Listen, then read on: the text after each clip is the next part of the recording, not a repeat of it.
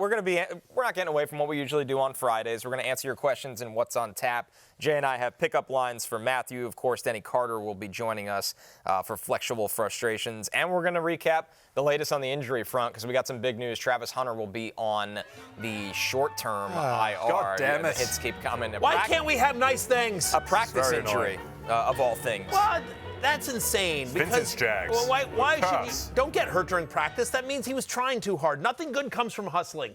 Half-assed If you have practice. any advice for the world, yes. Do not hustle. Do not try. If the young kids can learn anything from me, it's nothing good comes from hustling. Sounds like he was trying too hard in practice. I felt like he was going to. I felt like he was going to explode as well. Second half of the season. Right. Felt like it was coming. Lean into him playing offense. He was in my my 10 facts for week number 9. The column is up now on rotoworld.com, NBCSports.com. I'm a company man. Please ignore one of the facts, the ones that's about Travis Hunter, because now it's 9 facts. Now it's 9 facts, and like we've talked about him. We've talked about him on the show this week as well. I agree with you. I think he was ready to sort of get going. But to me, again. Get well soon, Travis. We're rooting for you. Hope you're back on the field sooner rather than later. But when an injury happens, obviously there is a fantasy impact. And the result of this is, I think, Parker Washington suddenly becomes kind of interesting this week as a sleeper. No team gives up a higher catch rate to the slot this year than the Las Vegas Raiders. Hunter was one of the reasons why I had Hunter on the list. Hunter runs 40% of his routes out of the slot. Parker Washington is their other slot guy, and the expectation here is I think it'll be, assuming BTJ goes, it'll be BTJ and Diami Brown on the outside and Parker Washington in the slot. And I just think you like everyone against the Raiders secondary, but Parker Washington, I think, I prefer him to Diami Brown. A peak slot merchant, if there ever was one. When you think of the slot merchants, Parker Washington is in the band. Yeah, absolutely. And look, they're still learning this Liam Cohen offense in Jacksonville, so there's still scope. Trevor Lawrence, having had the bye week, coming out of the bye, perhaps that offense can get a bit back on track. Brian Thomas Jr., not a great game last time out for BTJ, but there's still upside there, even if he hasn't shown much so far. So it's not all dire for the Jags, but this was very annoying. Frantime asked, is Travis Hunter droppable? I guess it really depends on your format. You'd have to be in quite the squeeze to drop him, I think. Yeah, I'd prefer not. I mean, we're in week 9, so in essence, basically, he's not back 9, 10, 11, 12. So he's not back until week 13. At earliest. At the earliest.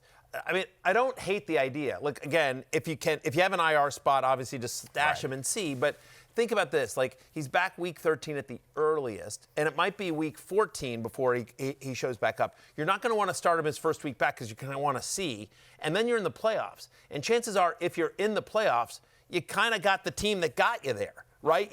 So... Now, again, maybe somebody else gets injured and that kind of stuff, and we love Hunter's talent, and we saw, like, a hint of what was to come in the last game before the bye. So I think in an ideal world, you kind of stash him and see, and maybe he's, somebody that helps you out during the fantasy playoffs. But also, like, if you're like, hey, man, like, I got Omari and Hampton, I got bigger name players on bye and on IR, and I just need the spot. Like, I don't hate it. Yeah. I think the thing, too, is that don't like to speculate on the injuries, but it's not his ACL because he'd be out for the season, so it's probably an MCL or meniscus type injury, which is usually 4 to 6 weeks, and they put him straight on IR. And if he comes back, I don't think that he's going to be earning 14 targets straight away like he did the previous game. So it's probably going to be a bit of a ramp up. So it's unlikely, I think, now that Travis Hunter is a fantasy game changer in 2025. Let's jump right back to Jacksonville. We already talked about Travis Hunter, but Brian Thomas Jr. has been limited with a shoulder on Thursday. But Matthew, you mentioned it's no matter what, it's just more work for Parker Washington. Yeah, I mean, he's the guy he's their slot guy, right? He's got targets per route run in the slot. Is the leader on the Jaguars is Parker Washington. He's had 6 career games with a target share above 15%, and you expect with Travis Hunter out, he will get above that again this Sunday. Well, in those 6 career games, he's averaging 13.1 fantasy points per game. How about them apples? Again, Raiders struggle against the slot quite a bit. Diami Brown is available about 98% of leagues. He's out there, big play threat. He'll be on the outside, but I would rank them Brian Thomas Jr., Parker Washington, Diami Brown as in terms of the wide receivers for Jacksonville. Agreed. And Trevor Lawrence, who's always on the fringe of being a viable quarterback to start in fantasy, this definitely knocks his ceiling down a little bit too. I like. Wow. We got spooky sound effects. For Trevor Lawrence, particularly, who is kind of a scary quarterback. Yes. Okay, Gemma asks, can Jags go back to using Etienne more in the passing game? I don't think so. They don't seem interested in that. Yeah. They can. The question is, will they? And it doesn't seem like they want to for whatever reason. I wish they would. Facial tootin'. They certainly have the ability to. Okay, Gemma. They can. They can do whatever they want. They're a professional football team.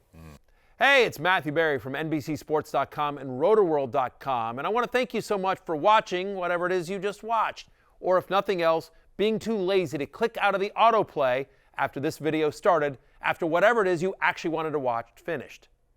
But now that you're here, I'd like to take a moment here to ask you respectfully now, okay? I'm asking you respectfully to subscribe to the NFL on NBC YouTube channel. You'll get the latest Roto-World fantasy news headlines, all sorts of great shows, including my own Fantasy Football Happy Hour. So go subscribe now. Again, I'm asking respectfully.